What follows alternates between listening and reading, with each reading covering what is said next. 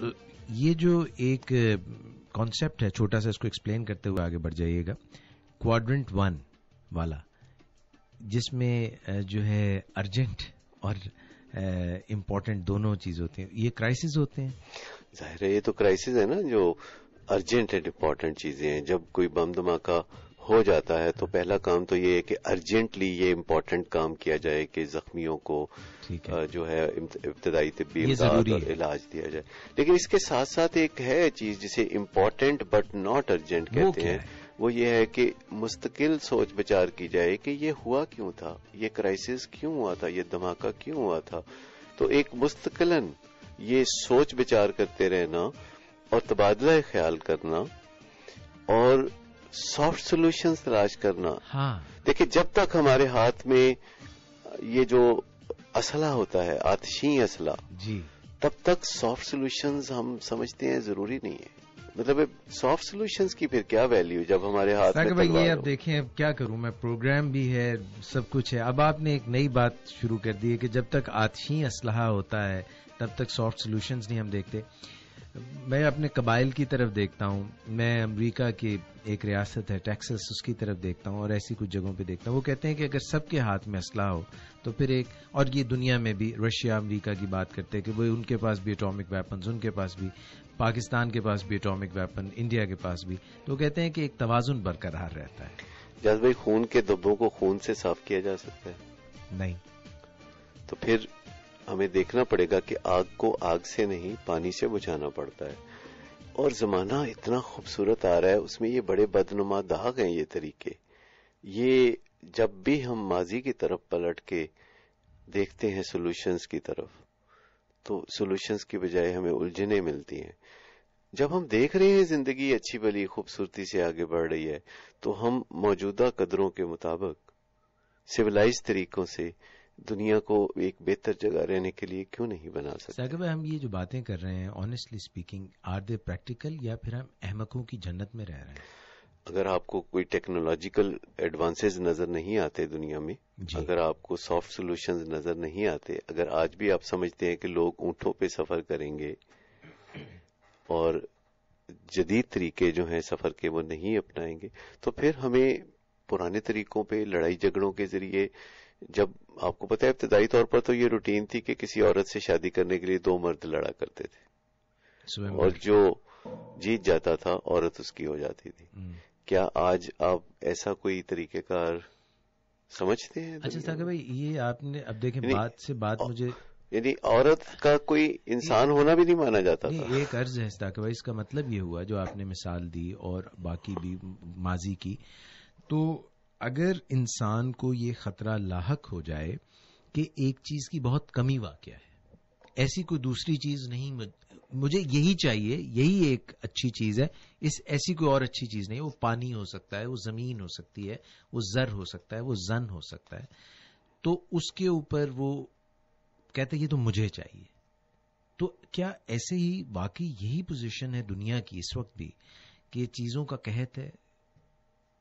یہ scarcity mentality ہے، یہ ذہن میں چیزوں کا قحط ہے. مجھے بتائیے، پچھلی صدی کے آغاز پہ دنیا، یعنی 100 سال پہلے دنیا کی آبادی 50 کروڑ تھی. جی. اور دنیا میں بہت جگہوں پہ قحط تھا، جنگیں ہو رہی تھیں، حالات بڑے خراب تھے، بہت انسان جو ہیں وہ قباحت کی طرف جا رہے تھے، لوگ بیماریوں سے مر رہے تھے، ہزاروں لوگ ہیضے سے، ملیریا سے. اب تو تعاون وغیرہ کا ہم سنتے ہی نہیں ہیں. ٹھیک ہے، ٹھیک 100 سال کے بعد دنیا کی جو آبادی اب کہتے ہیں کہ 6.5 ارب تک پہنچ گئی ہے. مجھے بتائیے، آپ بتائیے دنیا میں اس وقت کہاں قحط ہے؟ صحیح معنوں میں جو ہے قحط کہا جاتا ہے. ہمیں چینی نہیں ملتی تو ہم سمجھتے یہ قحط ہو گیا، بحران ہو جاتے ہیں. مگر قحط جو افریقہ میں ایک وقت میں تھا، آج سے کوئی 10 سال پہلے، 1992 میں آخری دفعہ، 20 سال ہو گئے، تو وہ بھی اب نہیں میں سن پا رہا. ہوا تھا ود ان ڈیز، وہ جو ہے وہ یو این او نے اس کو ختم کیا. آپ کو پتہ ہے یو این او کے چارٹر کے مطابق کوئی ملک کسی دوسرے ملک پہ قبضہ نہیں کر سکتا. یہ جو ایران اور افغانستان پہ، یہ امریکہ کا قبضہ نہیں ہے، یہ یو این او کا قبضہ ہے. کہاں یو این او کی قراردادوں کے مطابق ہے. دیکھیے اس میں یہ ایک چیز جو ہے جو اللیجیٹیمیٹ ہے اس کو لیجیٹیمائز کیا گیا ہے. میں اس کے حق میں نہیں ہوں, میں تو اس سے بہت بہتر سولوشن سمجھتا ہوں. میں سمجھتا ہوں کہ امریکہ کے جو وسائل تھے وہ ساری دنیا کو اپنے لیے ہمدردی کے جذبات پیدا کر کے ساتھ ملا سکتا تھا, جس کے لیے امریکہ ترستا ہی رہتا ہے کہ کوئی بھی امریکہ زندہ باد تو کہہ دے. امریکہ زندہ باد کا نعرہ سننے کے لیے امریکہ کچھ بھی خرچ کرنے کے لیے تیار ہے, پر کوئی امریکہ زندہ باد نہیں کہتا. کیوں؟ اس وجہ سے کہ ان کی پالیسیز ٹھیک نہیں. صحیح. دیکھیں نا, جب آپ آگ کو آگ سے بجھانا چاہیں گے تو اچھی پالیسی نہیں نکلے گی اس میں سے. پرسوں کی بات ہے, 5 فروری تھی, تو میرا بیٹا مجھ سے کہنے لگا کہ یہ چھٹی کیوں ہے. میں نے کہا کشمیر ڈے ہے. کہتا کشمیر کا کیا مسئلہ ہے. تو میں نے جو بھی چھوٹی موٹی اس کو بات سمجھائی. میں آپ سے اس وقت یہ بات یوں کر رہا ہوں, آپ نے امریکہ کی بات کر لی, آپ نے کولڈ وار کے دنوں کی بات کر لیں, رشیا کی بات کر لیں, جرمنی کی وہ برلن وال کی بات کر. یہ ہمارا مسئلہ نہیں حل ہو رہا. کشمیر والا 62 سال سے لڑ رہے ہیں. آنیسٹلی ہی آسکڈ می, کہتے ہیں 62 سال سے یہ مسئلہ نہیں حل ہوا. بابا یہ آپ کہہ رہے ہیں یہ مسئلہ ہے, تو یہ مسئلہ حل کیوں نہیں ہو رہا؟ اس وجہ سے ہم نے مسئلے کو حل کرنے کی کوئی کوشش ہی نہیں کی. ہم نے تو صرف لڑائی کی. لڑائی کرنے سے تو کچھ بھی نہیں ہوتا.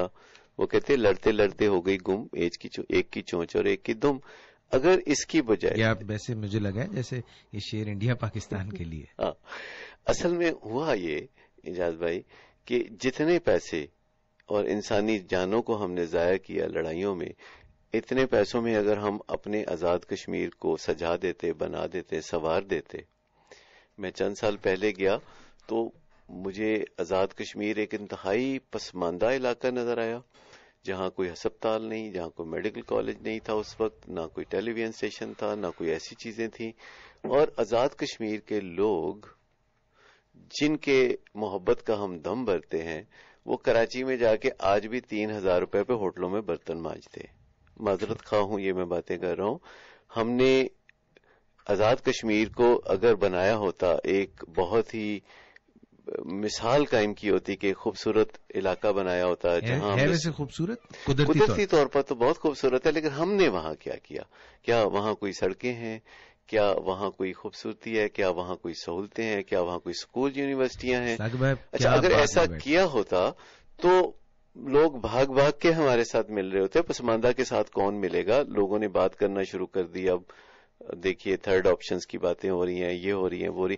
جب ہم پاکستان میں کوئی قابل تقلید مثال ہی نہیں. اب تو انڈیا کے مسلمان جو ہیں وہ ان کے خیالات بدل گئے ہیں. یہ وہی لوگ ہیں جو کبھی اپنے آپ کو پاکستان کے ساتھ آئیڈینٹیفائی کرتے تھے. انڈیا کے جو مسلمان ہیں وہ پاکستان کی کرکٹ ٹیم جیتتی تھی, وہ خوشیاں مناتے تھے. اب وہ ان کا سٹانس بدل گیا. ہمیں اپنے طرز عمل پہ غور کرنا ہوگا. لڑائی کسی مسئلے کا حل اگر ہے تو مجھے بتا دیجیے. تو استاد بھائی یہ پھر اس کا مطلب ہے کہ انگلی ہماری طرف آ گئی ہے, پاکستانیوں کی طرف آ گئی ہے. اس طرح آپ نے جو کشمیر کی بات کی, اور پھر آپ ہو سکتا ہے بلوچستان کی بات بھی. دیکھیں, ہم ذرا سی بات پہ منہ سے جب آگ نکالیں گے, چاہے کوئی نکالے, جب ہم منہ سے آگ نکالیں گے تو دوسرا بھی انگاروں کا ہی بندوبست کرے گا. کسی کو تو پہل کرنی ہوگی. دیکھیں, ہمیشہ کوئی پہل کرتا ہے. جب اس دنیا میں کوئی بہتر سولوشن آتا ہے کسی بھی حوالے سے ٹیکنالوجی میں, تو کوئی پہل کرتا ہے. اب دیکھیے میڈیکل کے فیلڈ میں کتنی ایڈوانسمنٹس ہوئی ہیں, کس طریقے سے علاجوں میں بہتریاں ہوئی ہیں. جی, تو لوگ مانتے ہیں نا ان کو. بے شک. اور ایسی ہی بہتری جب امن و امان کے حوالے سے ہوگی ملکوں کے اندر اور ملکوں کے درمیان, اور اس میں سب سے زیادہ فرض تو امریکہ کا بنتا ہے کہ وہ ایک لیڈنگ کنٹری ہے جہاں دنیا کی بہترین یونیورسٹیز ہیں جو علم کی روشنی پھیلا رہی ہیں. لیکن جب when it comes to practical action, تو آخر تو پھر ڈرون اٹیک ہی ہیں, پھر آخر تو پھر بم ہی ہیں. پھر آپ دیکھیں ہیروشیما کاؤنٹر پروڈکٹیو ہے, کاؤنٹر پر نہیں فائدہ ہو رہا, کوئی فائدہ نہیں ہو.